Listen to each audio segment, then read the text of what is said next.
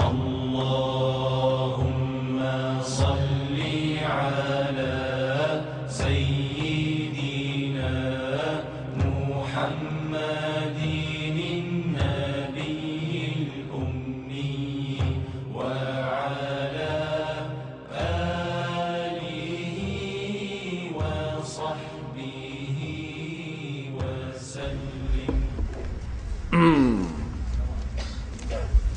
Baik.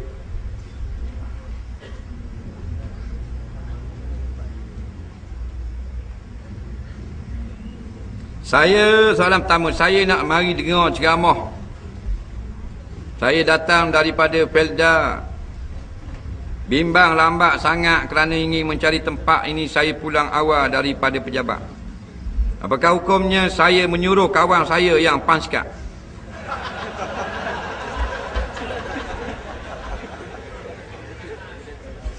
Dia nak mari kuliah malam ni, dia takut mari siapa lambat, dia suruh kawan dia panskat. Patut dia balik pukul 5. Maka dia balik pukul 4, dia suruh kawan dia panskat. Ada dua hukum, yang pertamanya haram, yang keduanya harus. Bila haramnya, kalau mana tidak dibenarkan dan merugikan orang yang mengupah dia bekerja. Adapun kalau tidak, maknanya marah, tak ada masalah. Kalau dia tahu dah majikan beri kebenaran balik awal, ataupun dia boleh suruh orang lain tolong panskat. Kalau gitulah, kalau pada keluar merugikan orang upah dia suruh buat kerja dia gitu biar awal, hukumnya tetap tak boleh. Tak boleh juga. Yang kedua, hukumnya harus. Bila harusnya? Kalau company itu bapak dia yang punya. Tak ada masalah.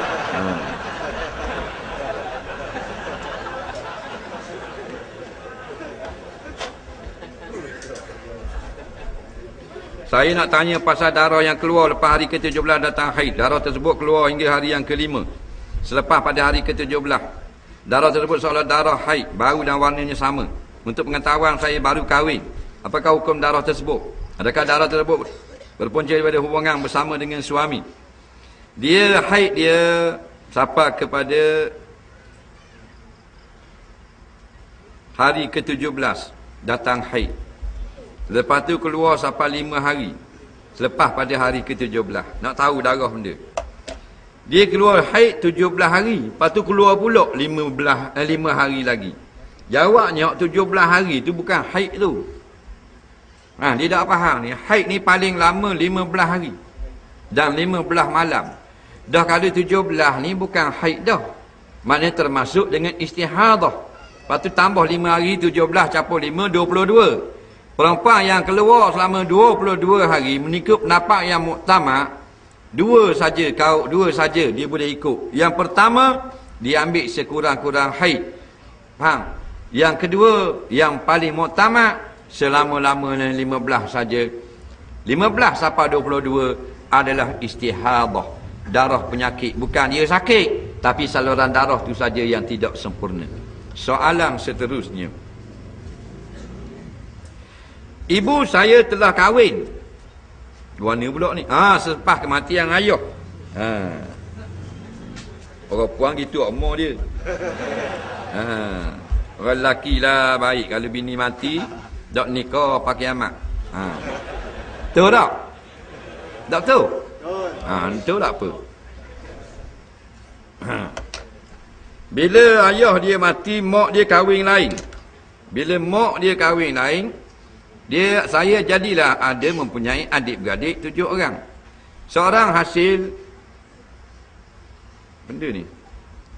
Jadi sekarang hasil ladang ibu dan ayah tiri saya yang uruskan. Masalah sekarang hasil duit dari ladang sedikit pun tidak diberi kepada kami. Apa hukumnya perbuatan ibu saya itu? Sedangkan kami semua dalam keadaan susah. Baik.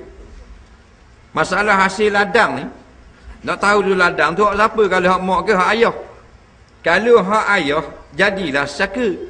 Maka yang dapat makan itu sama ada dijual sekaligus ladang pakai sekaligus bagi, atau hasilnya dapat bulan-bulan. Kalau hak hasil bulan-bulan, ayah tiri tak dapat. Faham? Yang dapatnya ibu dan anak-anak. Perbuatan ibu makan seorang ini memang banyak berlaku dalam kes kematian. Yang paling banyak berlaku apabila matinya ayah, mak ni beri ke orang tu. Ambil habis piti-piti ayah. Boleh ke mak belaka, anak-anak tidak merasai. Hukumnya haram ni. Berdosa besar. Jaga baik. Dijawab kan ni? Dah anak kita kan? Dijawab anak dia. Anakmu pun harta bukan hartamu, harta laki mu. Faham tak? Piti ada 60,000 kebah di mak seorang. Anak tak beri. Banyak peseng lah ni. Hak hasil ladang, hasil tanaman pun bahan seorang. Tak beri. Tak boleh. Kalau hak orang kena bagi ladu dengan anak-anak. Tak boleh makan seorang. Haram. Dia dosa ni banyak jenis. Ada jenis dosa yang kalau kita buat, amalan tak terima. Di antaranya ni, kalau tipu makan saka gini. Amalan ditolak. Faham? Oh, jenis anak tiri ada hak dengan laki dulu. Belum kahwin dengan kita tu, dia ada anak dah dengan bini dulu. Bini tu mati, tembok di Jepun. Anak tu ada di nu, tasik sini seorang. Lenin nikah dengan kita dah. Boleh anak 6 orang. Bila laki kita mati, kita bagi ke anak kita saja. Anak seorang hak dulu hak sini tak pergi atas piti. Haram. Berdosa besar. Faham lagi? Kena pergi atas piti dia ni. Kerana dia juga anak si mati. Faham? Ramai orang masuk neraka ki harta benda. Soalan seterusnya.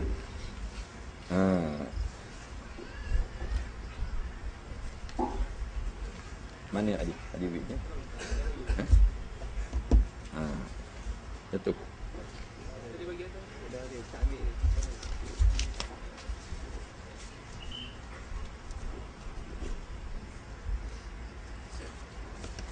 Seorang suami telah mencerai isterinya, lepas tu baru dia dapat tahu yang isteri dia itu mengandung. Tolak tak jatuh lagi. Soalannya, boleh tak suami itu bersama dengan isterinya dia itu? Dia telah menceraikan isteri. Lepas cerai baru dia tahu isteri dia itu mengandung. Tolak tak jatuh lagi. Pening soalan ni. Tadi dia kata cerai ada bini. Lepas tu tolak tak jatuh lagi. Dah kok mana mu ni? Dah kalau cerai, dah cerai tu tolak lah. Cerai bahasa Melayu. Arab panggil tolak. Faham tak? Tolak artinya lepas atau cerai. Cerai dah, tak tolak lagi. Tak ke mengong. Tapi tak apa, dia tak faham. Kita tolong khabar. Orang pun tak kenal dia siapa-siapa. Biarlah, lepas tu dia tolong tanya, orang lain dapat jawapan. 1000 orang dapat manfaat, tukang tanya dapat 1000 pahala. Betul tak? Jawabnya, bila telah cerai, mengandung tak mengandung jatuh belaka. Cuma kalau kita bercerai masa mengandung, eddahnya siapa beranak. Faham? Hatta yadhna hamlahunna, kata Allah. Siapa yang cerai atau tolak bini dia, maka dalam keadaan mengandung, eddahnya siapa dia beranak. Katakan petang tadi dia cerai, malam ni pukul 11 kaki beranak, habis eddah. Nampak? Pendek saja eddah dia. Kerana kalau mengandung, habis eddah dengan beranak. Tak kira dengan haid, tak kira dengan apa benda ni bulan. Jadi dia nak bersama semula, dah cerai dah, hukumnya kena rajak. Kalau tolak itu tolak raj'i. Tolak raj'i ni maknanya baru 2 kali tolak atau 1 kali tolak. 1 kali cerai atau 2 kali cerai. Kalau 3 kali dah, tak boleh baik dah. Faham? Kena cari hak Cina nak orang getah, hak buta. Jadi dalam jawapan ni, tak boleh dah. Melainkan kena rajak. Suami tu kena rajak dia semula kalau nak bersama. Faham?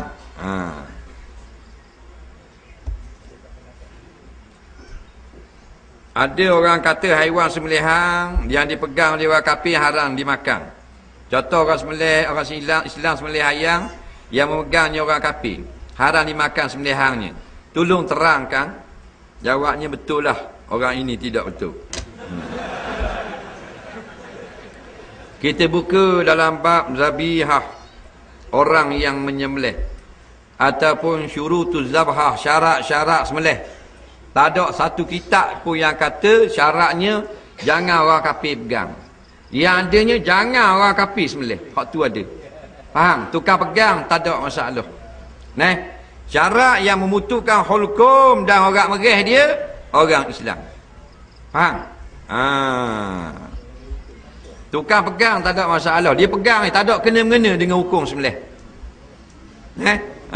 Tak ada kena-mengena. Orang kafir ni ada benda yang tidak sah. Kita bermuamalat ada yang sah. Macam jadi imam semayang tak sah kafir. Jadi tukang mandi mayat sah. Jadi tukang sembelih tak sah. Jadi tukang dobi basuh baju kita nawar semayang sah. Tu kena ngaji. Faham? Baru kita reti. Kerana dalam bab taharah ni tak wajib kena orang tu Islam. Lepas tu kita beli baju kulit, kasut kulit nak di kedai. Tapi keledai kulit kok anda lah. Daripada Amerika, Itali, Sepanyol, dia tulis jaket tu made in Sepanyol. Faham? Dia tulis di jaket tu made in Amerika. Kulit boleh pakai awak semayang. Dokang orang kafir sama, tukang dabih, tukang sama, tidak syarat Islam. Seperti mana tukang pegang ayam, tukang pegang lembu, tak syarat juga. Betul balik. Tukang melih tu kena Islam. Ada juga orang salah faham, dia kata orang puang tak sah melih ayam, tak boleh makan. Orang puang tak boleh sembilan lembu, tak boleh makan. Ini sebenarnya tambahan karut belaka ni. Ulama kata sah, tak ada masalah. Orang puang tengah keluar haid, boleh jadi tukang sembelih. Darah dia attack, darah lembu attack, badi tubik. Faham tak? Tak ada masalah. Soalan seterusnya. Boleh tak kita cabut batu nesang lama dikubur? Kita nak ganti dengan hak baru. Sebab ada orang kata tak boleh. Dosa. Memang benar berdosa. Haram kita pergi cabut batu nesang kubur orang. Dah kubur kita diri nampak kita, boleh. Faham? Batu nesang ni tak ada lah hukum syarak. Batu dalam kitab-kitab fiqh dia ada sebut, ada tak sebut. Setengah kitab fiqh muktabar tak sebut batu nesang. Setengah dia sebut. Dia kata dan harus diletak batu nesang kerana mengecamkan kubur oleh orang yang menziarah. Tu saja. Faham? Jadi bila batu nesang tu siapa dah kelak dah, buruk dah, tergelang dah, maka diganti hak barulah, tak ada masalah. Sama macam kita tukar pagar jalan dengan jambatan lalang kampung. Hanya bukan untuk kita duduk situ sekadar lalu atau memudahkan orang ramai saja. Nesang bukan untuk mayat, nesang untuk orang hidup. Bila tengok dia tak jirit kubur, bila tengok dia kenal. Sebab kadang-kadang tak ada nesang. Nak salah pergi duduk dalam tahun sekali, pergi raya baru pergi kubur ayah, salah duduk pula. Nampak tak? Yang pergi duduk kubur kasih selamat.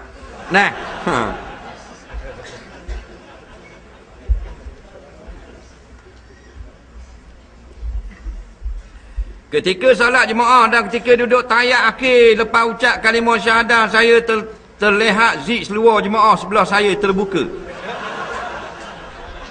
Sah atau tidak solat orang itu? Dan apa hukumnya kepada orang yang memandangnya? Dia semayang, kawan dia duduk sebelah. Dia boleh kita tengok zik kawan tu buka. Sebab tak tahu kosyok tak kosyok dia. Jadi yang buka zik tu kosyok. Apa tak tahu zik buka. Sah ke tak semayang zik buka? Soalan dia genang gitu je. Jawabnya sah walaupun semayang tak pakai seluar. Baru kita faham masalah zik buka. Dah Allah kata zik buka tak pakai seluar sah semayang. Sah ke mana? Dah pakai kain. Menunjukkan nak faham sini, iaitu selama menutup aurat, selama itu sah semayangnya. Jadi kalau dia zik keluar terbuka zik, tapi dalam ada kain pelekat, nampak tak aurat? Dia jenis bagi pakai kain pelekat dulu baru masuk seluar. Faham? Tak usah kira lah pasal berganda-ganda pun. Jenis pelek gitu. Gak dia luruk kain pelekat ni masuklah seluar. Faham tak? Contoh jangan marah. Faham? Jadi kalau ada kain pelekat luar dalam, boxer kot dalam, Atau jenis tak kalau dalam, dia jenis sumbat tisu. Faham tak? Jadi kalau zip buka, nampak tak Angry Bird? Tak nampak. Tak, batal tak? Tak batal. Tak ada masalah. Jangan nampak aurat. Zip tak buka, tapi aurat nampak. Sah tak? Nak suruh faham ngaji. Zip tak buka, tapi aurat nampak. Sah tak? Sah? Tak sah. Zip buka, aurat tak nampak. Sah tak? Sah. Segalanya buka zip, tapi tak nampak. Sah lagi mayang. Tak mata betul sah, betul sah. Buka zip lah ke? Tapi tak nampak. Sah.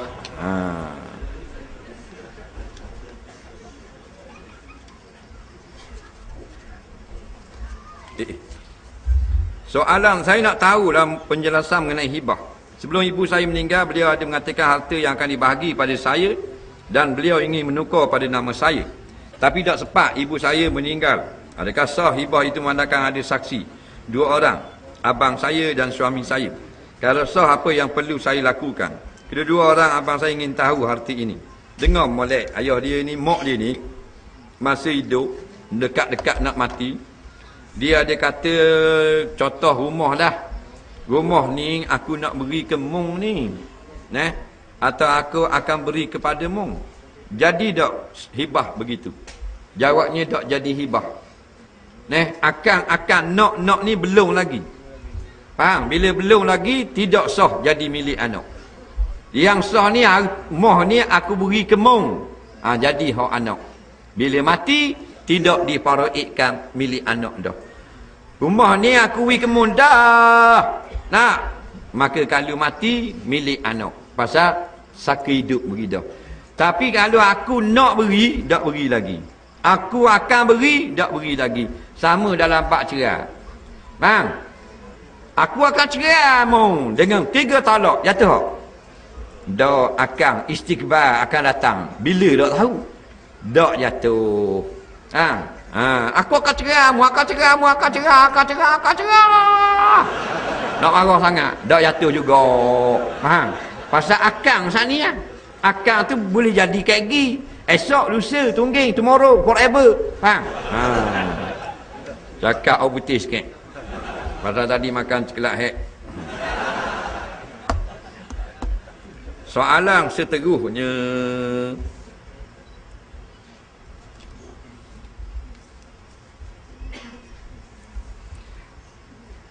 Apa pandangan ustaz orang yang pakai jubah comel dah, tapi isap rokok berkepu-kepu? Ni soalan cari balah. Dakwahnya tak nanti pakai jubah apa semua pun, benda yang makruh seperti ini. Kalau tak boleh nak tinggal, janganlah di depan orang ramai. Faham? Tak molek.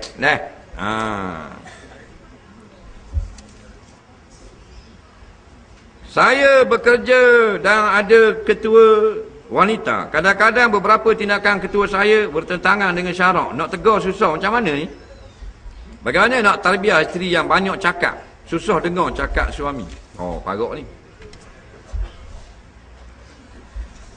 Boh dia puang. Lepas tu kadang-kadang menyalahi syarak. Umpamanya tak benar semayang dan sebagainya. Jawabnya tak kira. Benda yang menyalahi syarak, kalau hak haram tak boleh ikut. Kalau meninggalkan yang wajib tak boleh taat. Kalau hak sunat tak apa. Boh kata tak boleh mayang duha, tak apa. Pasal kita akad janji makan dengan dia. Faham tak? Tapi kalau hak wajib jangan ikut. Wajib berhenti kerja atau menyalahi perintah. Dia kata tak boleh mayang zuhur, saya tak benar. Faham? Wajib lawang. Bukan lawang tu tumbuk dia. Kita semayang juga zuhur kerana perintah Allah lebih besar. Faham? Dia nak tarbiyah lagu mana? Tegur dah. Suruh pakat-pakat tegur dah. Leh boh buat gini boh haram boh. Orang dengar orang ngajar kata haram. Tak boleh ni, jenis tak boleh ditegur. Kalau ditegur, surat layang. Bukan nak kutuk dia atau surat. Faham? Apa yang boh buat ni haram si syarak. Wajib kena bertaubat. Dia tak tahu siapa-siapa. Mana tahu, mana dia berasa takut kepada Allah dan seumpamanya, atau email ke, nak inbox Facebook ke, nak khabar direct itu tak boleh jenis musang. Jadi fikirlah, Tuhan beri fikiran macam-macam cara supaya dia terima dakwah kita. Dia tak ikut apa? Sekurang-kurangnya siapa? Benda yang salah. Macam mana nak tarbiyah bini banyak cakap ni? Susah nak dengar cakap suami. Nak kabur pun payah. Bini aku gitu juga.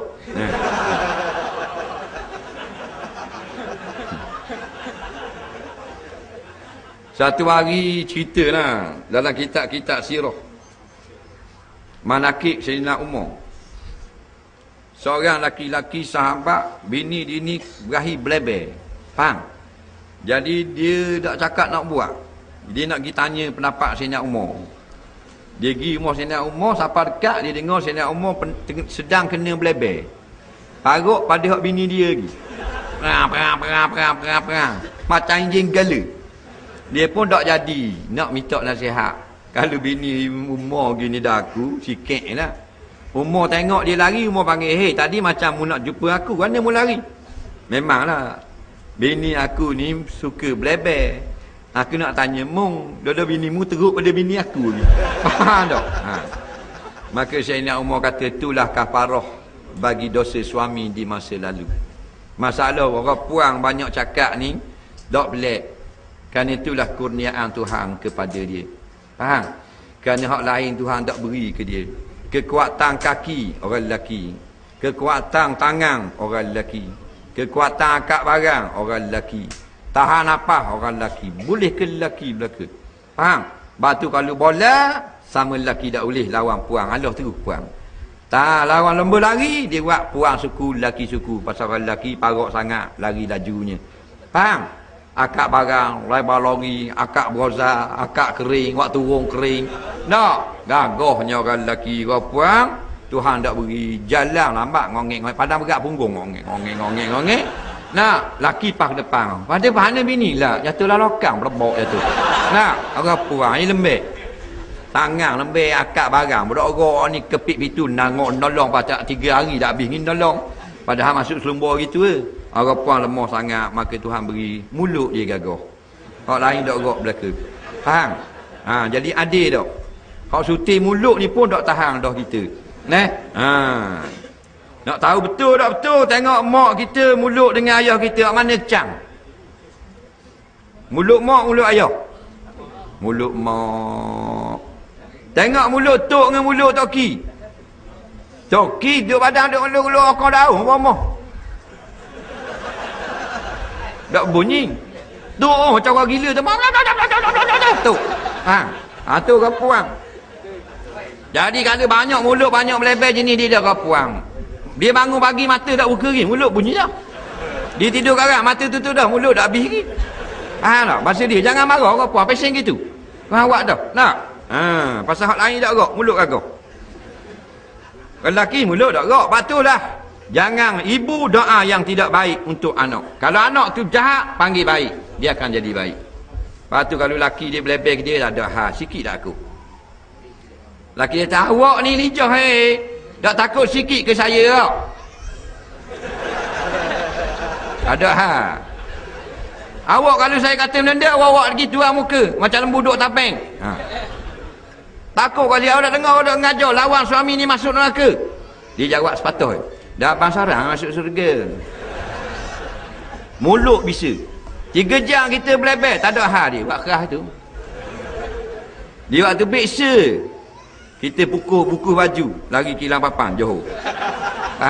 Tu orang puang. Batulah bila kita akad nikah, kena sedar molek. Aku terimalah nikahnya dengan mas kahwin tersebut itu. Faham, jangan suka sangat. Aku terimalah orang yang kurang sara ini menjadi isteriku. Kerana Nabi kata akannya kurang. Aku terimalah orang yang akan menipu aku, akan mencuri duit aku malam-malam, yang akan minta dengan aku macam-macam perkara, yang akan belebel dengan aku pagi, petang, siang, malam. Itulah hakikat seorang isteri. Faham? Jadi kita banyak salah di masa lalu. Salah ngemak, salah ngetuk, salah ngekawang. Kafarahnya dapat isteri yang banyak belebel. Kita sabar. Nak, maka pahala kepada kita. Tak usah marah ke dia. Nak, pasal dia lebih daripada budak cek lagi. Tengok anak kita. Nak, kalau main pinggan makuk, hok maiding. Stepek tu RM2.50. Ada puyuk, ada piring, ada pinggang, ada sodek. Koyak boleh main belaka. Betul tak? Mainan budak-budak. Mak, harap pada anak main. Pinggang, RM500, balik poseng. Sesek pinggang. Faham? Beli teko pula, 80. Beli piring pula 170. Dia main gitu pinggan makuk mak. Tu kita seru. Tapi dia tak pergi makan, kata lelaki dia, bola kau bawa piring jejuk kau ni. Atas pinggan jejuk kau ni pula. Tengah carik duk gitu belaka. Tak. Kalau lelaki makan, pinggan kolek-kolek gitu. Kau pasal malam. Kalau lawa-lawa, tunjuk kau orang mari, bola kau. Orang kata wadah kau. Lelaki ni makan pinggan plastik gitu. Kolek-kolek gitu. Nolak lelaki dia tanya, yang bukan kolek ni, anak berak kau ni.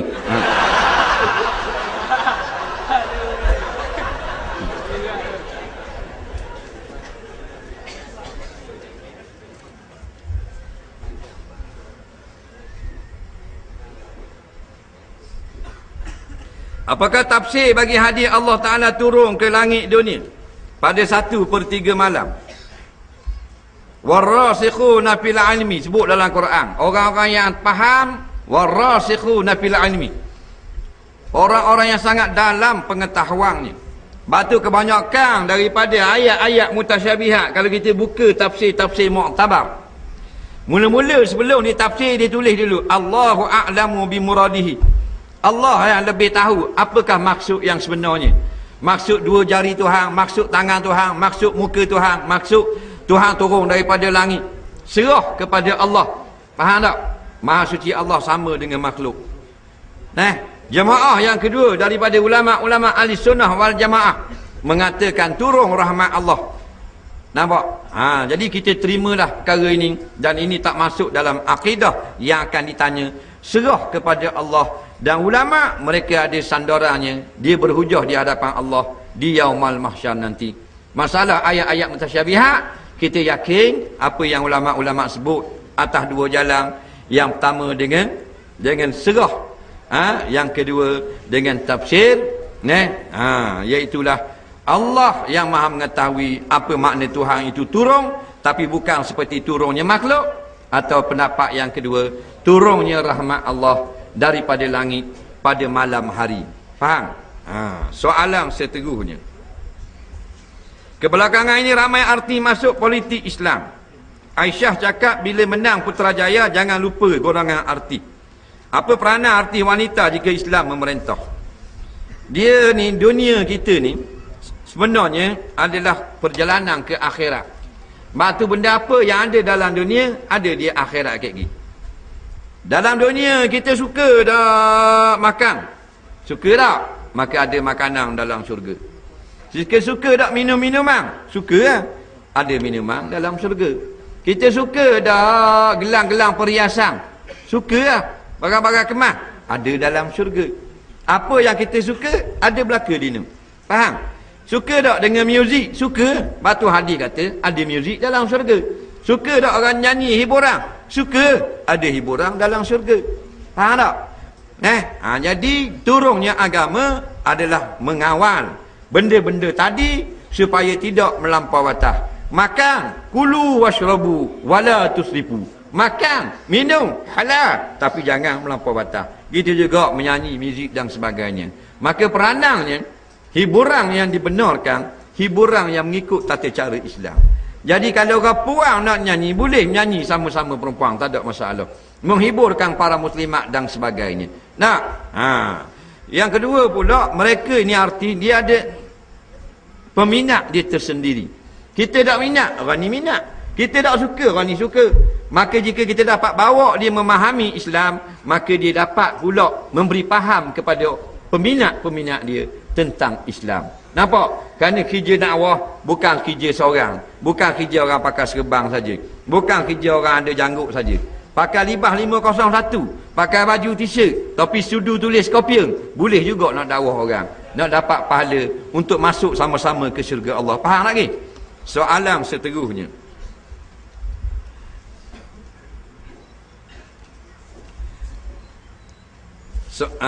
apa yang perlu saya buat bila saf pertama penuh? Saya solat seorang-seorang di belakang. Dengar molek. Bila kita mari di semayang di apa benda ni? Di semayang jemaah di masjid ke apa ke? Jangan kita semayang seorang di belakang. Kita pergi tengok ada ruang, situ kita masuk. Faham? Seorang laki-laki dia semayang seorang belakang soh. Maka Nabi pun kata lain kali jangan buat gini. Ulama tafsir selalu, makna jangan buat ni makruh, bukan haram. Jadi kalau semayang seorang belakang soh, makruh. Semayang ni dapat pahala, tapi pahala soh dia tak ada. Perbuatan dia tu makruh. Faham? Jadi caranya masuklah ke ujung, ke tengah, ke tepi. Tiba-tiba penuh belaka. Bila penuh belaka, tak ada ruang nak masuk, hendaklah kita takbir dulu di belakang orang yang kita rasa bila kita tarik dia undur. Kerana Nabi suruh tarik seorang. Kita pergi di belakang, Allahu Akbar, dan tarik baju dia. Orang yang kena tarik sunat undur berdua. Bila dua orang dipanggil soh, tidak lagi makruh. Faham? Cuma nak tarik, tariklah orang yang kita rasa dia reti. Jangan orang yang dia tak reti. Nah, kita tarik lapuk bang suki tak muka. Nah, tu Natal ni orang tengah mayang main tarik-tarik ni. Orang yang ditarik pula sunat mengundur supaya bersama-sama dengan orang yang tukang tarik. Tapi kalau dia bimbang ataupun nak meyakinkan dia, dia boleh berpaling. Maknanya bila orang tarik gitu, boleh paling. Sebab kadang-kadang paling tak ada orang. Takut gitu je. Tengok tak ada orang. Bunyi terasa orang tarik, paling tak ada. Bau terjun kot tikar. Jangan duduk belakang orang yang kita nak tarik, duduk tepi. Sebab kita duduk belakang, dia undur dengan kita geluli mati. Jadi bila dia undur, kita samakan tumit dengan orang yang undur. Tukang undur paling banyak dapat pahala. Dia panggil ta'awanu 'alal birri wat taqwa. Bertolong-tolong perkara kebajikan dan takwa. Jangan pula dia undur, kita pula masuk situ. Bergocoh hanya kat gini. Benarkah surah Fatihah jika disalah baca akan menyebut nama syaitan? Tidak dapat lagi diyakinkan kebenarannya sampai ke saat ini. Sekarang ni banyak sangat benda-benda yang sengaja diadu-adukan dengan kesalahan yang direka-reka. Batu biarlah benda tu nas, terang, qat'i, mantuk, nampak jelas, barulah kita nak larang orang. Satu-satu benda kadang-kadang tu bukan salik. Macam salik, di bahang salik dah, haram dah. Dia biar tu benda tu salik sungguh, baru kita haramkan umat Islam. Kadang-kadang kita ni over sangat. Nak sekarang ni dalam internet, dalam Facebook dan sebagainya. Habis benda, nampak tak? Dia adalah benda tu betul-betul bertujuan nak menyesatkan umat Islam, disengajakan, barulah kita kata dan kita sebarkan. Soalan seterusnya.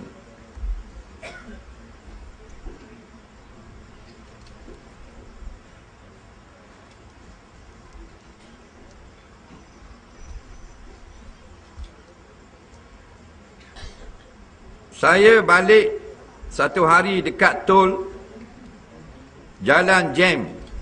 Apa hukum saya lari dari bayar tol? Sebab tak larat nak tunggu dah, jalan jam, tak bergerak. Saya pergi lalu ikut lain, tak bayar. Tak ada masalah, dah mula lalu ikut lain. Saya seorang peminat sukan tinju tomoy. Saya nak tanya apa hukum saya tengok sukan itu. Dengar molek bab sukan tinju. Nabi mengharamkan pukul muka. Batu ulama fatwa haram tinju jenis tumbuk muka. Walaupun sokan atau nama-nama sokan lain jenis tumbuk muka. Haram. Melainkan tinju hok pakai sarung. Maka dia kena tak muka? Tak kena, ada spang kat luar. Faham? Kalau situ baru tidak haram. Lagi hok jenis tumbuk muka, hukumnya haram. Nak main, nak gayung, nak apa, jangan tumbuk we kena muka. Tak boleh. Bahkan kata ulama, muka lembu tak boleh tumbuk. Lembu tu masuk dalam rumah dia, minum makan dalam pagar dia, dia boxing tak muka. Muka. Lembu tu balik, ambil sarung boxing. Boleh tak qada subuh pada waktu lain? Contohnya semayang duha. Tak ada masalah, qada ni bayar hutang. Bila-bila masa boleh bayar. Dia tak ada waktu yang ditentukan. Hak tunai ni, kitaban mawquta kata Allah. Inna salata kanat 'alal mu'minina kitaban mawquta. Semayang 5 waktu ni kepada orang Islam 5 kali sehari adalah semayang yang ada jadual waktu yang telah ditetapkan. bayar hutang tak ada masalah. Bila-bila masa boleh bayar hutang, Allah terima. Macam orang nak bayar hutang kita tengah malam, kita tak marah. Faham tak? Tapi kalau maknanya nak minta hutang, nak memang kita marah. Pukul 11 malam kita baru nak terik selimut dengan bini kita. Nak, Waalaikumsalam. Kata pun dia bolak ni tengah-tengah malam pukul 11 lebih ni. Oh, kau nak? Oh, tolong kau pergi hutang kau binti 5,000. Oh, mau pun dia tengah malam botol nak minta binti ha. Ada. Memang kita tak pergi. Dah 11 lebih mari minta. Nak pinjam 1,000 kita tak pergi. Betul tak? Mari awal-awal sikit kopak ke kudu tang nak. Pukul 11 malam. Tak pergi, payah nak pergi. Tapi kalau orang bayar, tidak arah. Pukul 2 pagi. Waalaikumsalam. Bagi Jumaat. Ha tak? Baru nak pegang hidung bini. Oh, mana? Dok lah aku ni, mamak mana? Mamak ke lah. Dok mana? Aku pegang aku hitam pergi timur itu 40,000 ni aku nak bagi bayar ni. Hak naik tambah. Naik tambah apa? 40,000 kita marah. Marah tak? Dah, takkan. Allah, mari tengah malam bayar hutang lah. Perajang kan. Ada kata itu? Dah. Allah lama dak tengok mu. Naik. Apa tiko. Faham? Gitu juga dengan bayar hutang. Bila-bila masa, anytime, anywhere, any place.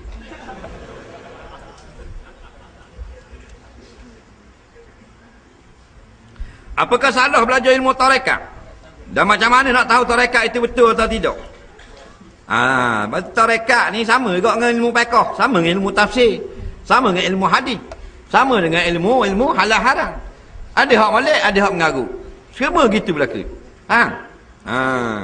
Ilmu fiqh hak mengarut ngabang ada. Nak mayang kena duduk depan dulu, batu mata kejam mata bayang Kaabah, ngundur akad takbir. Kok mana tok guru ambil duk tahu. Nah, itu fiqh mengarut. Tarekat ada ke orang ngarut, ada molek, maka hak muktabar. Tanya ulama-ulama, tarekat ni lagu mana? Bawakan amalan-amalannya, bentang depan alim ulama. Dia boleh kata bahawa hak ni molek, hak ni tak molek. Faham?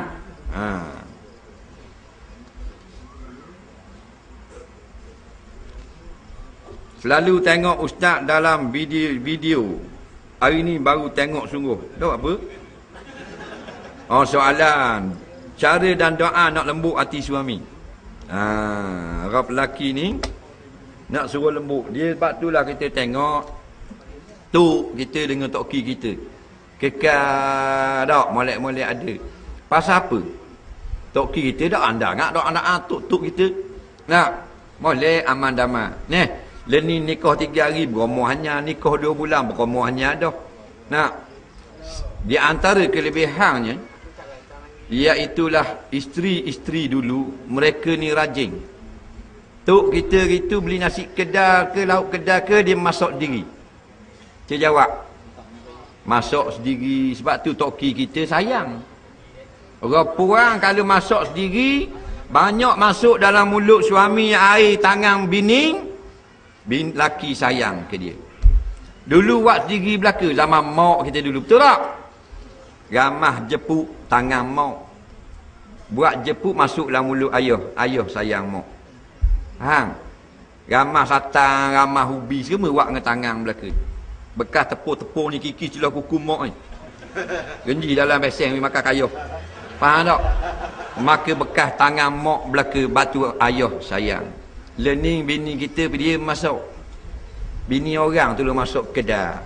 Faham tak? Bini kita bagi order mana? Pandai dabang, nasi goreng, pedasnya udang lebih. Aduh. Nak, lepas tu keras hati lah suami dengan kita. Tak makan air tangan kita. Kalau kita masak diri pun tak kena tangan. Banyak elektronik lah ni. Dulu buat dengan tangan. Learning banyak elektronik. Tak kena tangan pun, sebab tu tak sayang. Dia lebih sayang hak kedai. Nak pula cakap pula tak pandai. Nak, pergi tanya laki. Laki balik tengah hari nak makan nasi. Nak makan nasi ke dok ni? Dia pergi panggil anjing laki dia. Nak makan nasi ke? Dok. Dok tu orang putih Melayu anjing. Faham? Nak makan nasi ke anjing Dia kita tanya gitu. Kedai gua ni kalau kita pergi. Nakkan nasi ke tak? Ayah tanya gitu. Dak. Makan apa bang? Oh, sedap kan tu. Nak. Berarti makan kedap mu. Jadi gitulah di antaranya. Nak suruh lembut hati, kita tawang dengan akhlak kita.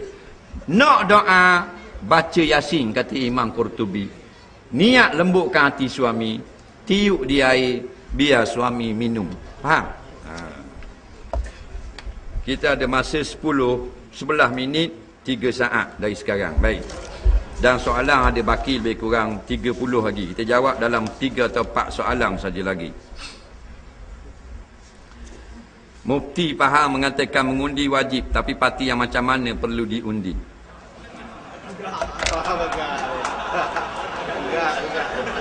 Peluh aku.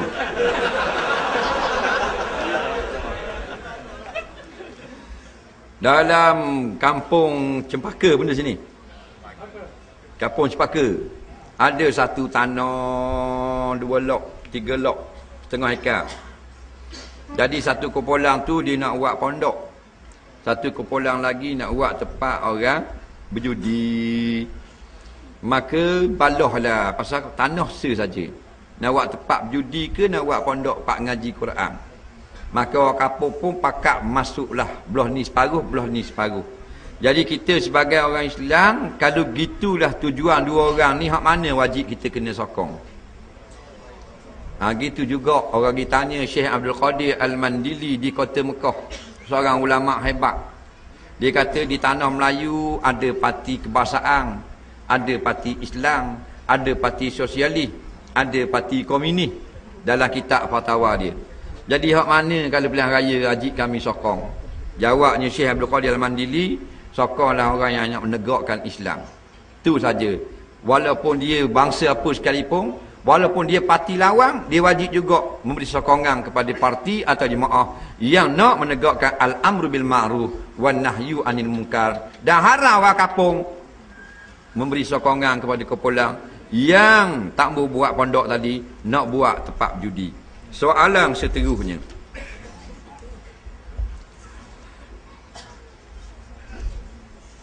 Saya orang atas pagar. Saya tidak minat.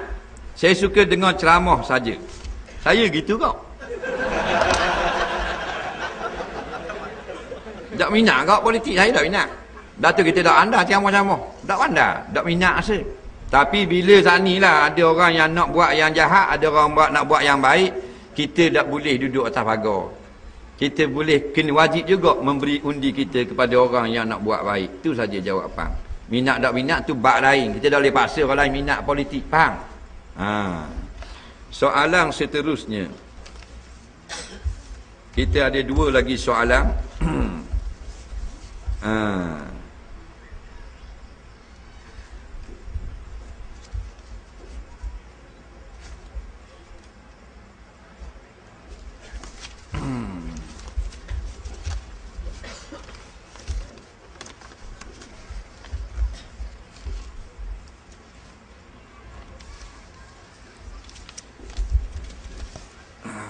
Baik, 2 lagi soalan. Apakah hukum bacaan Yasin pada malam nisfu Syaban? Adakah malam itu bertepatan dengan syariat Islam? Lama dah duduk baloh ni. Baloh kedai kopi apa tawalik habis hari-hari orang. Tak sudah baik ngaji dengar selesai masalah. Dengar kita jawab ni patut pakai dulu kini selamanya. Bekal kita pandai tak, kita semua nakar belaka dia perkataan ulama-ulama dalam kitab-kitab fatwa. Jawabnya tidak ada sebarang hadis yang suruh kita buat amalan tertentu pada malam ni. Yang adanya hadis dhaif. Pada malam ini malam kelebihan. Hak tu kita terima. Kerana kata Imam Nawawi rahimahullah taala, walau hadis ni dhaif sekalipun, tetapi dia adalah sabda Nabi sallallahu alaihi wasallam. Faham? Maka kita amalkan dia. Iaitu malam nisfu Syaban memang malam yang ada kelebihan. Cuma tak ada nah yang kata kena semayang ke, kena puasa ke, kena baca kulhu ke, kena baca Yasin ke, tak ada. Maka ulama-ulama yang dalam dan banyak ilmunya, mereka jawab menyenangkan hati kita dengar. Apa dia jawapan ulama-ulama? Iaitulah buatlah apa saja amalan yang kita nak buat, kita kira baik pada malam tu, dapat pahala belaka. Faham tak? Surah ni baca Yasin, boleh pahala. Surah ni tak baca Yasin, nak buat ceramah, boleh pahala. Tak payah balah bodoh. Pasal ulama kata hak ni boleh pahala, hak ni boleh pahala kok. Faham lagi? Surah ni pula depan ni tak ada buat baca Yasin, tak buat ceramah, dah lewat dia. Dia selawat amal-amal. Boleh pahala kok? Boleh kok. Hak ujung kapung kali ni dia tahlil, boleh pahala juga. Faham? Tak dosa sikit haram pun. Hak surah pada sipang tu tak ada buat benda. Tu imam duk belunjur kaki dengan Tok Bilal, lepas tu pas pada mayang mai ripong dua orang. Tak ada masalah pun. Faham lagi? Jadi rasa nak duduk saja tak masalah. Nak ceramah, hak ni nak baca Yasin. Cuma ingat, tiap yang kita buat tu bukan agama mesti kena buat gitu. Tapi oleh kerana niat kita buat kebajikan, dapat pahala yang berganda di sisi Allah. Cuma beberapa bid'ah hanya tak, bila nak baca Yasin kena baca 3 kali, kena kejar siapa dok-dang. Nak? Hak mari dak jumpa Yasin pak sudah ada. Dah surat Yasin yang se gitu senang dia cari, buka Yasin lalu. Dia mari lewat, tak ada dah cek kau angso. Orang baru start, dia cari Yasin sampai kisah tak jumpa. Tak, mana alingnya dia. Nak cari nama surah tak jumpa. Bahan 16 hutih belum lupa. Situ bid'ah. Salah dak undur balik. Apa? Takut tinggal ada orang. Haram. Tak kena. Buat molek nak baca Yasin. Nak?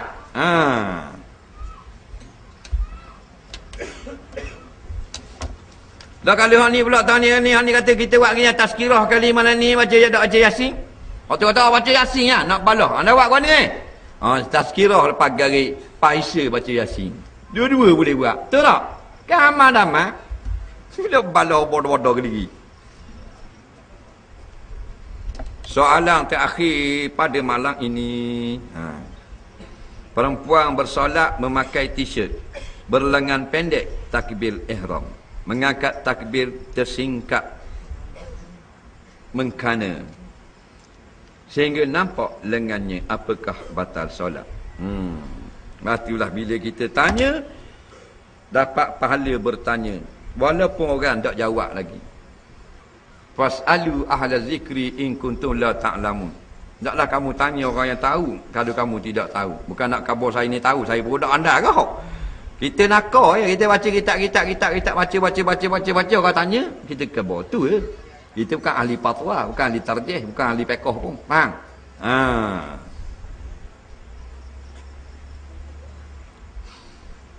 Sebab tu kita bertanya. Dan bila kita tanya, orang dapat jawapan, orang lain pula boleh amal, amalan tu boleh ke kita sampai kiamat. Jangan sebab aku tanya tu dia pandai tu. Faham? Bertanya tu asalnya mengaji kan. Belajar lah. Nak? Tanya orang mengajar, mari dengar. Tak boleh mari malam ni kereta rosak dan sebagainya. Tak ada masalah. Uzur syar'i. Malah esok pula. Ni dah aja nampak muka dia. Dah aja mari. Nak? Bagian makan kedarah, siapa sama. Kalau cik cari piti, kalau nak kerja, hujan lebat lagi. Dengan baju hujan, dengan payung, kepala pun supik kelenyai. Naik motosikal, awak pegang, sampai ke kamera helm, pegang ayung. Cari piti punya pasal. Tapi kalau belah rumah orang ngajar lagi. Tu kata. Kadang-kadang tanya apa? Tanya orang ngajar, dia tak pergi dengar. Lepas tu tanya dia berlaku masalah, dia pergi cari ustaz. Telefon ustaz lah, telefon Tok Imam, nak tidur boleh ke? Nak? Malam Jumaat, malam menyambut Natu. Pertama kali dia jumpa isteri dia. Faham tak? Pagi tadi nikah. Malam ngato. Dah malam tu ngato. Jeng.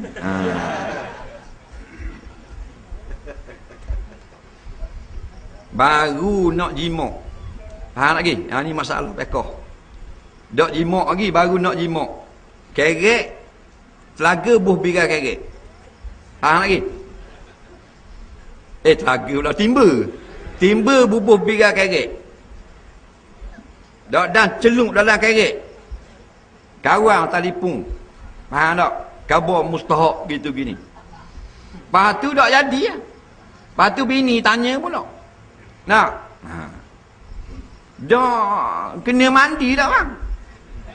Tak orang ngajar dia tak mandi. Duk tengok drama swasta. Tak berlaku sungguh tak tahu. Faham tak? Dia kena mandi tak bang? Tu lelaki dia kata, rasa kena mandi kedok aku. Tu lelaki. Bodoh gitu ada kat rawat natu. Faham tak? Answer punya masak biar bodoh. Answer nombor 10. Biar pandai dulu. Dak aling tak apa. Nak cari laki ni biar orang sembahyang cukup. Seminggu mengajar pergi 2 kali dah tangkir gedah. Ni muka laki dak je pergi surau. Berhenti kat surau muka dia dak sekong terus dengan kolah surau. Tak tahu apa masa sekolah rendah itu ada bodoh tu tak ingat. Apa? Dah timba duk biar kaget faham tak ni? Dak nak telung. Waalaikumsalam orang panggil. Faham tak? Dak reti nak buat. Ada pasangan tu dak reti nak baca doa. Malam pertama nak jimak. Baca gana bang. Tak ingat dah masa itu ada cikgu khabar masa dekat tahun 2. Dah ingat nak baca doa jimak. Faham? Lah tanya ayah tu. Tak? Ayah tu kata bodoh punya natu. Hak ke itu tanya ayah juga. Ayah pula ingat kau tanya mak-mu. Mak je ingat. Mak kata gitu tak tahu kau. Allah Akbar kabira. Faham tak? Berat menandang. Dah pasal tak mau mengaji. Orang ngajar dia kita lain. Tanya masalah, kita cari orang nak suruh jawab. Ni pakai dengar sudah tak berlaku lagi tak? Dengar dulu. Lain kali bila berlaku, kita tahu dah masalah. Atau tak berlaku lain. Tolong khabar boleh pahala. Ada orang cakap salah, kita betul. Tu kelebihan ilmu. Ini tanya jimak, kena mandi kedok mana. Dah kena ada hak kenal ustaz, telefon ustaz. Assalamualaikum ustaz. Kau ni. Dok lah saya ada masalah kau ni. Dok nak jimak isteri tadi tapi dok dang rasa dok dang tu lagi tapi ada orang panggil. Lepas tu dok tahu ni kena mandi kedok. Awak ni tak orang ngajar tak mau pergi. Dok kena mandi lagi lah, dok celuk lagi.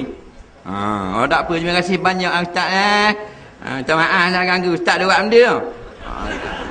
Saya baru nak jimak kau ni. Faham? Ni masalah kacau kawan tu. Jadi kita ngaji sudah supaya maknanya dapat ilmu kepada kita. Jadi ilmu tu kita sebar kepada orang.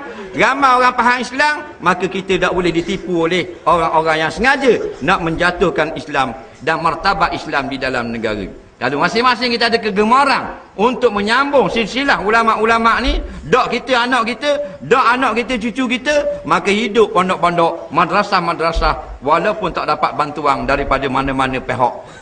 Seperti pemerintah dan sebagainya. Kerana kita adalah penolong, pembantu, kitalah ansar yang sering memberi pertolongan kepada kerja-kerja agama, kerja dakwah, kerja jihad, kerja peperangan, kerja nak menegakkan dakwah Islam. Kita semua di belakang. Walaupun aku orang kapung kaki selipar lain sebelah, walaupun aku orang kapung ada gaul semi je, tapi aku bersama dengan ulama-ulama, aku beri sumbangan sekian dua ya, dan aku sentiasa menyokong. Pastikan kita sentiasa di sebelah golongan yang nak menegakkan Islam, sama ada dengan cara pondoknya, dengan cara berdakwahnya, dengan cara parti Islamnya, dengan cara apa saja supaya Islam itu menang dan kemungkaran itu dan zalim itu jatuh. InsyaAllah bila kita mati Islam tak menang lagi pun, kita telah pemenang. Wa man yuti'illaha wa rasulahu faqad faza fawzan azima. Barang siapa yang taat pada perintah Allah dan Rasul, maka dia sebenarnya telah pun menang sebagai menang yang sangat besar. Bismillahirrahmanirrahim. Allahumma ja'al jam'ana hadza jam'an marhuma wa ja'al tafarruqana min ba'di tafarruqan ma'suma. Allahumma la taj'al fina wa la ma'ana syakin wa la mahruma. Allahumma ansur al-islam wal mujahidin fi kulli makan. Rabbana zidna 'ilma, rabbana atina fid dunya hasanah wa fil akhirati hasanah wa qina azabannar. Sallallahu sayyidina Muhammadin wa ala alihi wa sahbihi wasallam. Walhamdulillahi rabbil alamin. Assalamualaikum warahmatullahi takbir.